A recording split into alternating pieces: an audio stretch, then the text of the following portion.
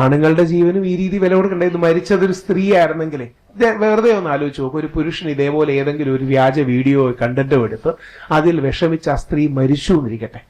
അങ്ങനെയാണെങ്കിൽ നമ്മുടെ നാട്ടിലുണ്ടാകുന്ന പ്രതികരണം, ശരിയായ രീതിയിൽ ഉണ്ടാകേണ്ട പ്രതികരണം എത്രമാത്രമാണെന്ന് നമ്മൾ ചിന്തിച്ചാൽ. രണ്ട്, ബാംഗ്ലൂരിൽ നടക്കം ഒരു സംഘം ഡോക്ടർമാരും മറ്റും വിളിച്ചിടും. അവർ പോലീസുകാരെയൊക്കെ വിളിച്ചപ്പോൾ പോലീസുകാരിൽ നിന്ന് വളരെ നെഗറ്റീവായിട്ട് റിയാക്ഷനാണ് ഉണ്ടായതെന്നാണ് അവർ പറഞ്ഞത്.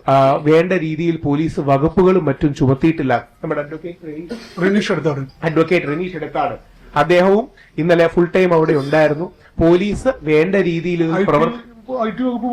ഐ ടി വകുപ്പ് ചുമത്തിയിട്ടില്ലെന്നാണ് നമ്മൾ മനസ്സിലാക്കുന്നത്. ഐ ടി വകുപ്പ് അടക്കം ചുമത്തിയിട്ടില്ലെന്നാണ്. അതുകൊണ്ട് നമ്മളുടെ റിക്വസ്റ്റ് ഇത്ര മാത്രമാണ്, ഏത് രീതിയിലാണെങ്കിലും ആ പെൺകുട്ടിയോട് പ്രതികാരം ചെയ്യാനല്ല, പെൺകുട്ടിയോട് നിയമം അനുശാസിക്കുന്ന ശിക്ഷ ആ പെൺകുട്ടിക്ക് കിട്ടണം. അല്ലെങ്കിൽ അതിന് അറസ്റ്റ് ഉണ്ടാകണം. ദീപകിന്റെ കുടുംബത്തിന് ന്യായം വേണം. നീതിയല്ല പ്രതികാരമെന്ന് ഉറച്ചു വിശ്വസിക്കുന്നവരാണ് ഞങ്ങൾ. പക്ഷേ നീതി വേണം, പ്രതികാരം വേണ്ട. ഒരു തരത്തിലുള്ള അമിത റിയാക്ഷനും അല്ല.